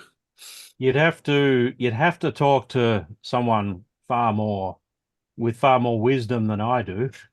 I know in theory you can sort of slowly increase the power and regenerate capacitors. I think the thing you're talking about was on the ACMS or on Australian Vintage Computer Collectors. Someone had a mini that they're trying with huge mofo capacitors they're trying to bring back to life or something like that. But on a side note, with tantalums, I got given a box recently of 20 Tandon TM 102A IBM double-sided disk drives. They have two tantalums on them, which are known to pop. They're on the 12-volt line, on the 12-volt rail. And the best thing I've ever done with those is I don't even power them up. I take the logic board off and replace the two tantalums even before I put power to it. And so far, I've only had, out of 10 that I've done, I've only had one bad drive that was too far gone for me to fix. But yeah, when you're talking about those little yellow tantalums, it's almost not worth piss farting around with them. People don't mind my language. I'm talking to Sean, and he's also from Australia. This is how we speak. Yeah, we do speak that way. It's true. Okay, yeah. But yeah, just replace them with new tantalums. Yeah, this one was a XD Sorcerer in this particular case. Okay, yeah. So, yeah. But yeah, I sort of pasted the photo in the chat. But yeah, I was gonna say, Patrick, did you have some advice in that department? I can tell you that I know what you're talking about, the refurbishment and the caps that haven't been used for decades, and you give them low voltage, and it does work to a certain degree. Depends how how the paper inside is it sustained or is it gotten really soaked in, and sometimes it's just shorts out on you anyways. But the tantalums, they blow. There's just no way to prevent that. When they get to a certain point, they just pop. I've not been successful at doing that. Not with those, anyways. Good to know. Wear safety glasses. Got it. Yeah. One thing someone told me once about IBM 5150 and 5160 motherboards, which have tantalums all around them, was and they blow regularly. Is his I won't say his name, but his way of testing him, he said plug him into the power supply, turn it on and leave it for half an hour and let them all blow. All the ones that are going to blow are going to blow, and then just go around and replace them instead of letting one blow, switching it off, unsoldering the tant, putting a new one in, then powering it up again, and the next one goes. I just leave it for half an hour, and hopefully, all of the 5 or 6 that are going to go will go.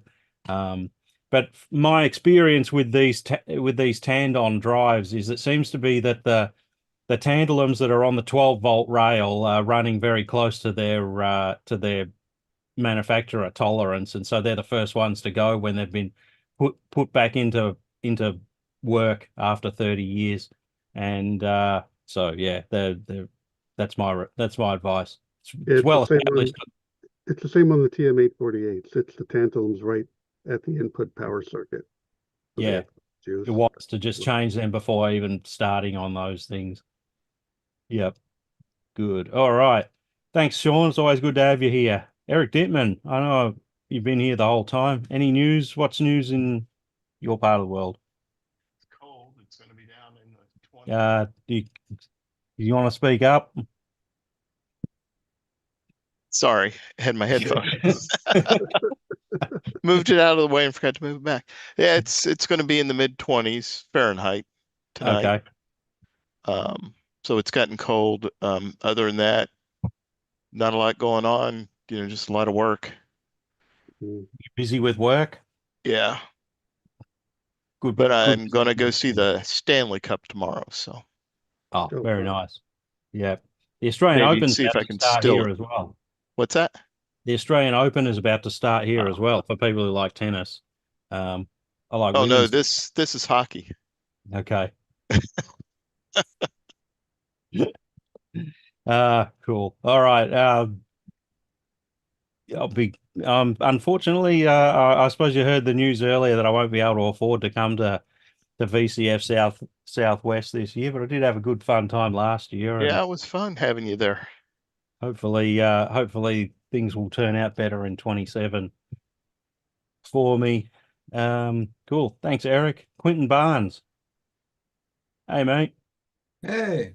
What's new in Oh, your I world? haven't been doing too much since Tandy Assembly. Had a bunch of stuff come up, but however, my plate is now mostly cleared off. So I'm hoping to dive back into GW2 DMK, get a couple of bug fixes in, and get a new release out. I still use that thing, you know that? That my cat weasel and DMK to CW and its opposite direction CW to DMK. They get used at least 3 times a week here. Well, yeah, Yeah. I haven't done the. I don't think I have anything in the pipeline for the cat weasel side, just the grease weasel side, Yeah. because mainly my cat weasel is still broken. So I should have brought it to Tandy Assembly. If I haven't fixed it by next Tandy Assembly, I'll bring it along and see if someone can help me sort out why it's failing in the weird way it's failing.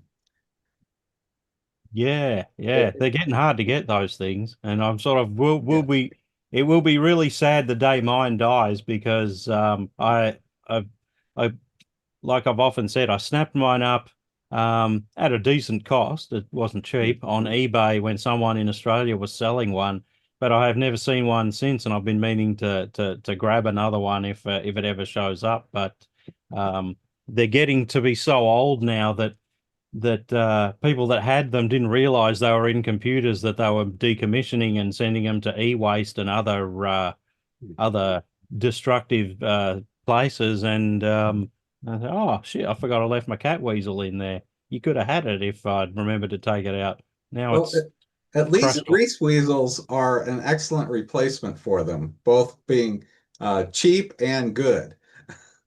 It's probably you're probably right. I mean that would be the sensible um uh way to go for someone like myself. I'm just set in my ways. That's Yeah. the trouble with being a vintage computerist is you get set in your ways Well, with yeah. things.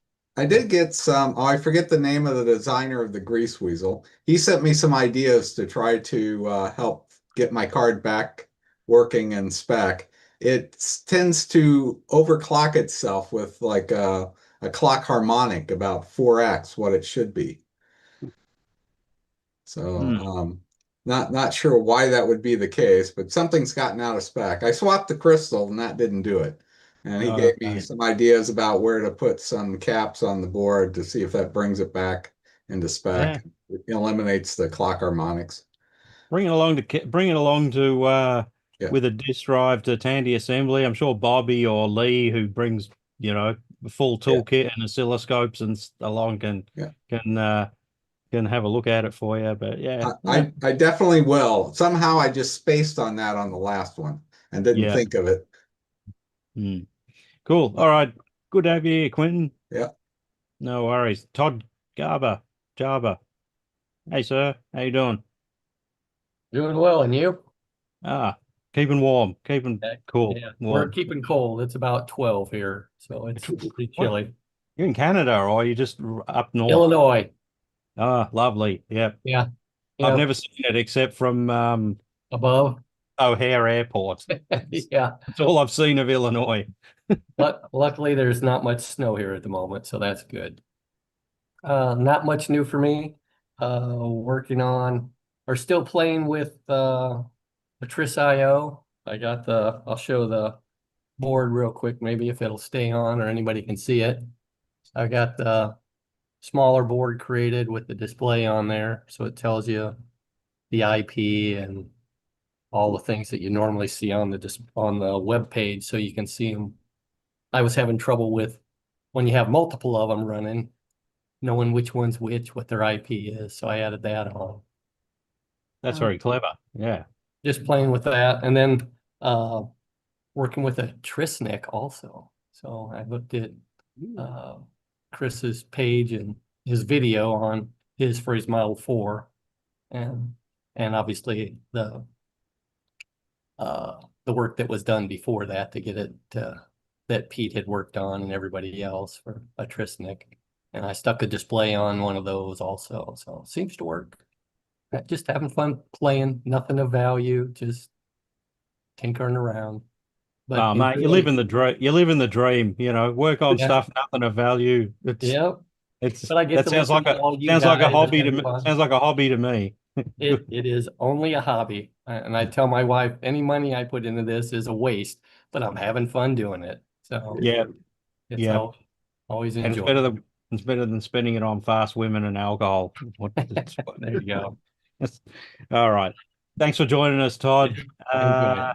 Craig Buchanan. Hey, mate. Hey there. Can you hear me all right? Perfectly. Oh, great. Been a while since I've been on Trash Talk. So I had a table at VCF Midwest this year. That was a first for me. Had 5 different systems on my Wii table. And one was my TRS-80 Model 1 with the microcolor on it. All 5 systems were running the same piece of software game I wrote. So that was quite enjoyable. Met a number of people, and through one of the guys I met, ended up acquiring a Chroma TRS, and got that up and going and working. And I put that on my LNW80. So both of my sort of Model 1 systems now have color boards on them. And then I guess in Coco-ish news, or close as I come, my latest acquisition is a 6809 based machine, the Fujitsu FM7, which has a pair of 6809s, where one 6809 is working as a GPU. Then they have a 128 byte buffer between the 2 CPUs, so one just gives drawing instructions to the other one. So I'm anxious to learn more about it, but it's very difficult to, Google Translate works. Everything's in Japanese, but really hard to find anything that isn't a dead link. And so I think it's going to be quite a long project to actually get that. The machine works great, but to get it some disk drives, I think it's going to take quite a while.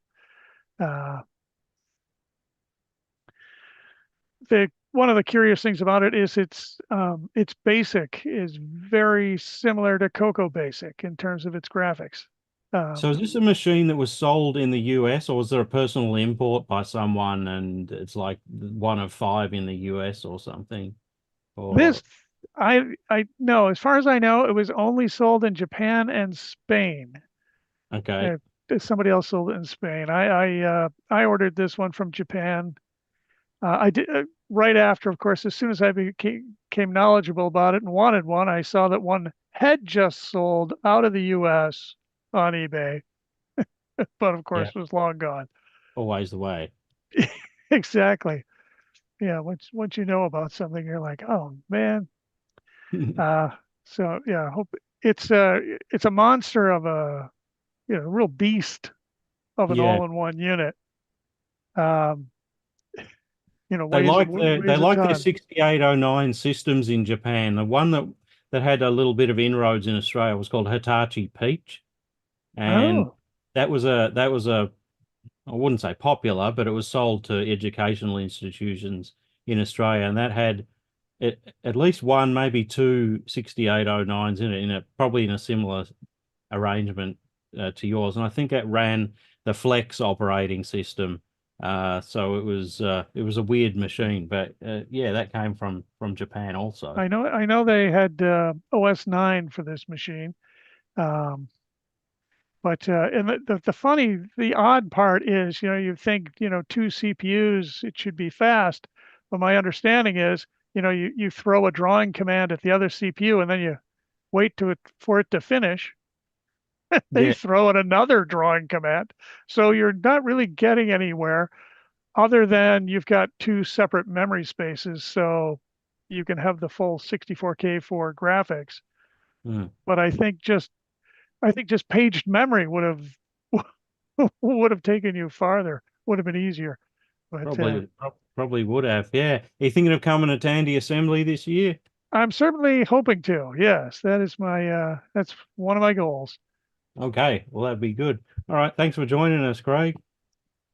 You're welcome. And speaking of Craig Skeels. Hi there.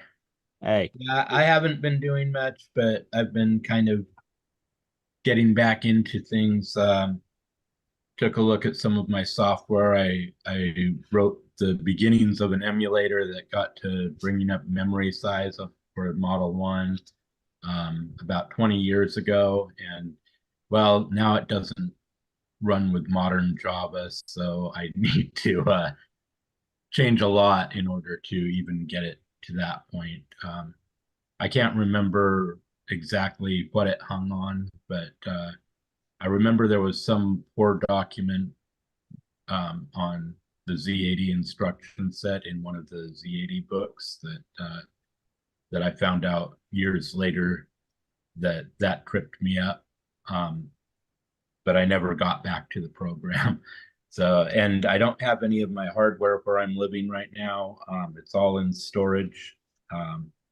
But my goals are to maybe build my own TRS-80, maybe get one of the new main boards and the chips for it and solder it up or something, or design my own rebuild and wire it up myself if I have the time to do all that.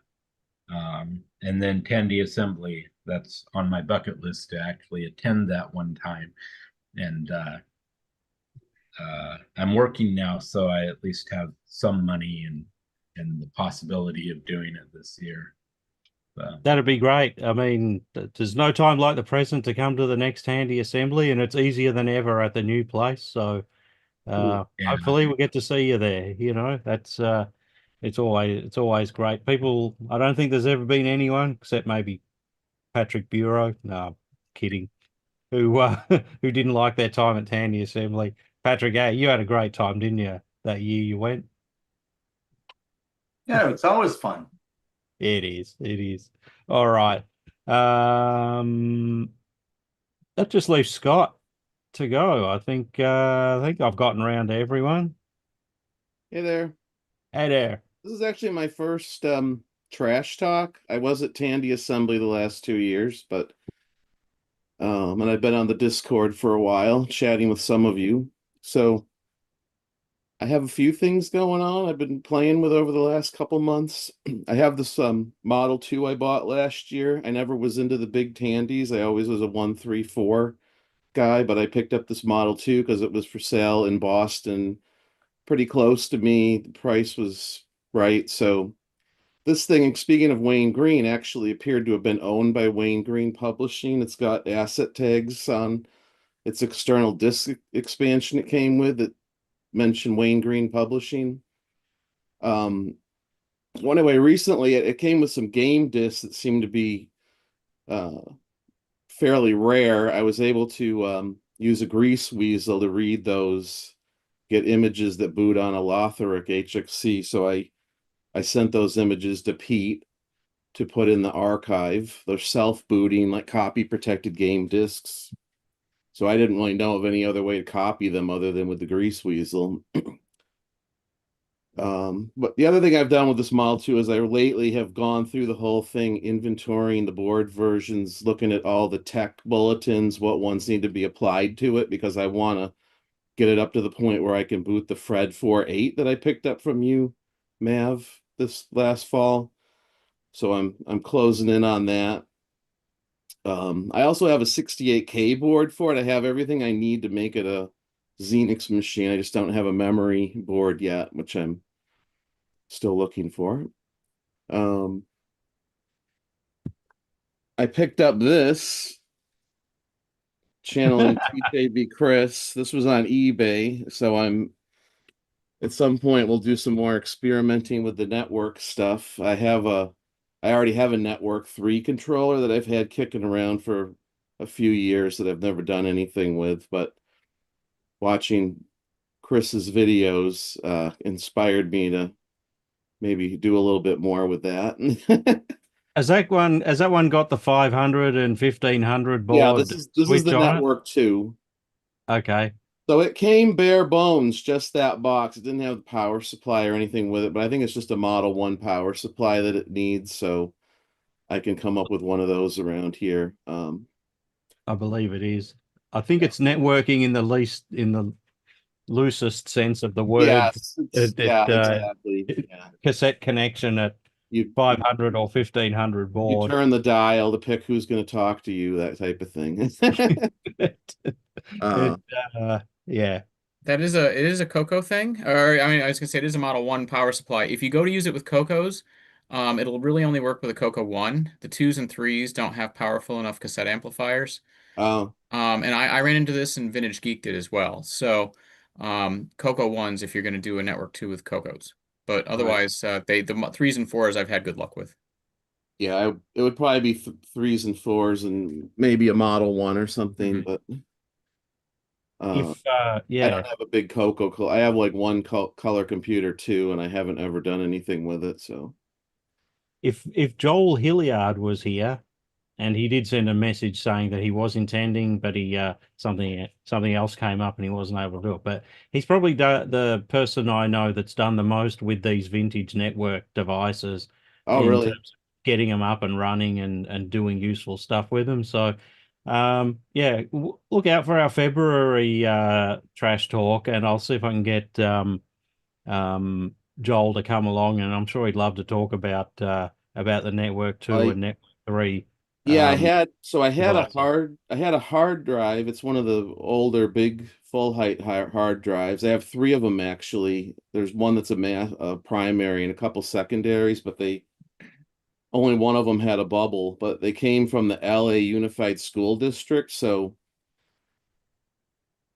it struck me a few weeks ago or a couple months ago, something like that, that this thing, they could have had the Network 4 software on them. So I got an image of the drive with the Dave Guesswin board, and it had Xenix on it, and I was able to get that booted up with the emulator, but that would have been, it got me thinking that hard drives floating around on eBay might be, not that people want to be spending $200-300 on random hard drives, but you never know, you might stumble into one that's got some lost treasure on it.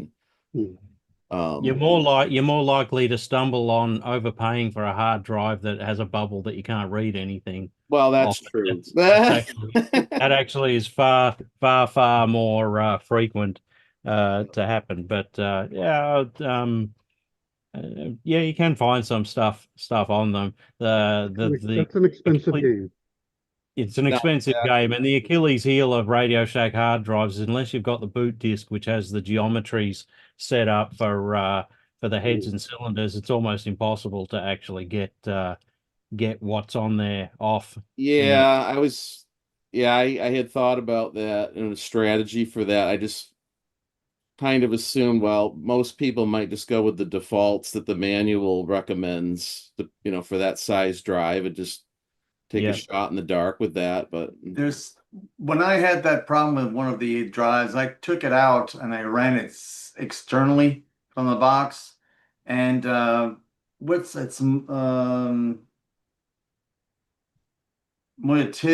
Tim guy on Discord. He sent me a piece of hardware that I ran, and it read the drive. It figured out and made an image of the drive.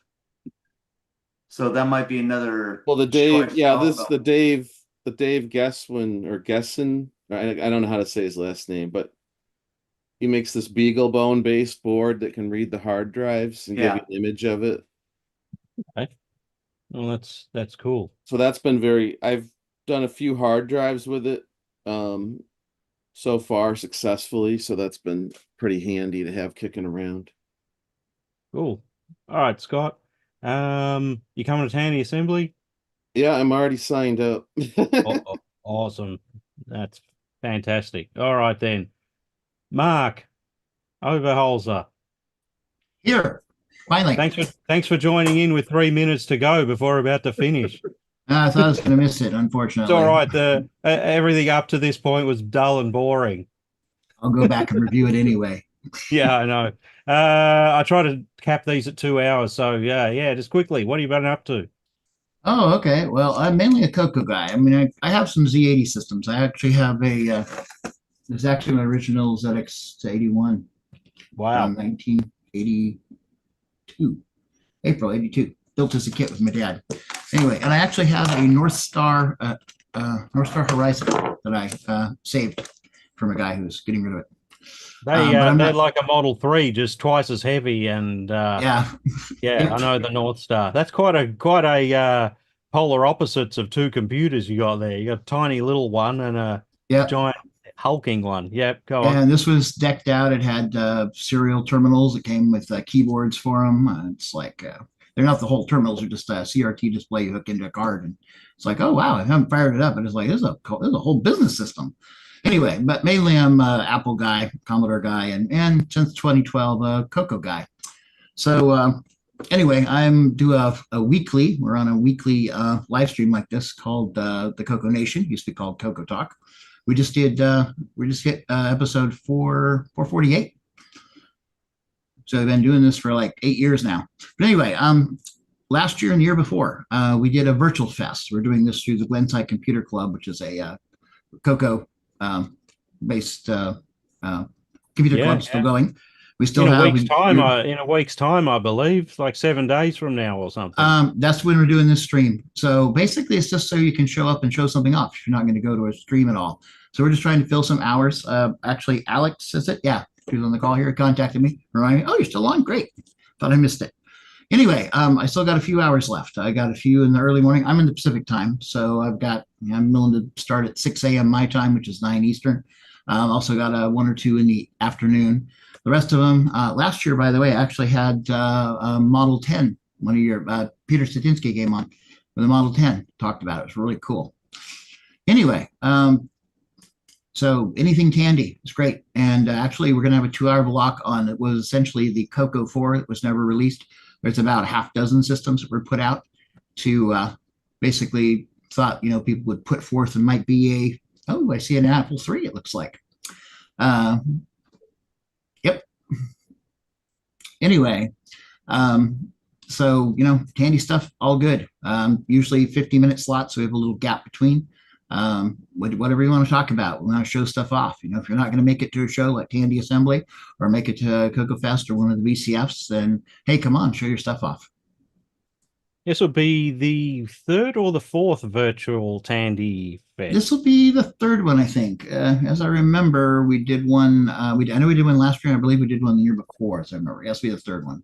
So yeah. No, it's turned out to be a successful thing, and like you say, it's good for people who can't get out to the festival. So I encourage anyone to tune in except myself. I mean, I'm not against it, but it doesn't fit in with what hours. Well, Nick Parentes likes to join us. He joined us today at what was it? Be 2 p.m. Eastern time. So he was up fairly early, but not the crack of dawn, but pretty close. He lives in Brisbane, so yeah. No, I hope the best for it. The Tandy Virtual Fest keeps going, and I will encourage as many people to tune into it as possible. So we noticed during COVID, we kind of did one for the Coco one, the Coco Fest, and it was really well attended. It was like a huge block, like 6-7 hours, and very well reviewed. Going back looking at the replays on YouTube, it was fantastic. And then we did the similar thing the next year. That was 2020. 2021, we kind of did it for the Dragon people. For those of you who aren't aware of the 6809 Motorola, the Tandy was built off that reference design from Motorola. Dragon Data, which was part of was it Mettoy, and built some in Wales that were based off the same specifications, almost the same machine, almost. And so we did a fest for them because they usually get together in like November. And so we did that, and that was very well reviewed too. So anyway, it's a thing. It's a thing. Yeah. It's interesting that you mentioned the Dragon there. That's something I forgot to mention earlier, because earlier we were looking at this magazine here. We were going to deep dive into it. And in this issue along here, what it says is the magazine for TRS-80 color computer, MC10, and Dragon users. So this is the May 1984 edition. So at the time, the MC10 had been out for a little while, but it hadn't been decided that it was a success in the marketplace, which it wasn't. And the Dragon had been a success in the UK and just been released in the United States. So that's why the magazine. I have a Tano, actually. Say that again? Yeah. I've got a Dragon. I got a couple of them there as well. But yeah, not long after that, by about 1985, that had changed. They dropped the MC10 and the Dragon off the cover of Hot Cocoa, and I think it just said for your TRS-80 and Tandy color computer at the time. All right, then. So we're coming to the end of the show. Anyone else got any last things they want to say before we bring this thing into land? If you want to get on the email list to be notified when we have future trash talks, just send me an email at trs80trashtalk@gmail.com. Yes, and when the announcement comes out each month, just forward it to people if in case you think that they may have not seen the announcement. Let them know. The more the merrier at this place. Like I said, I'm hoping that we're gonna aim for a more regular monthly show, at least for a while, and see how that goes. So, all right, thanks everyone for joining us. Take care. And we'll catch you Thank you. next time. Bye, See you everyone. next time. Thank you. Thanks Yeah, all. thank you. Bye.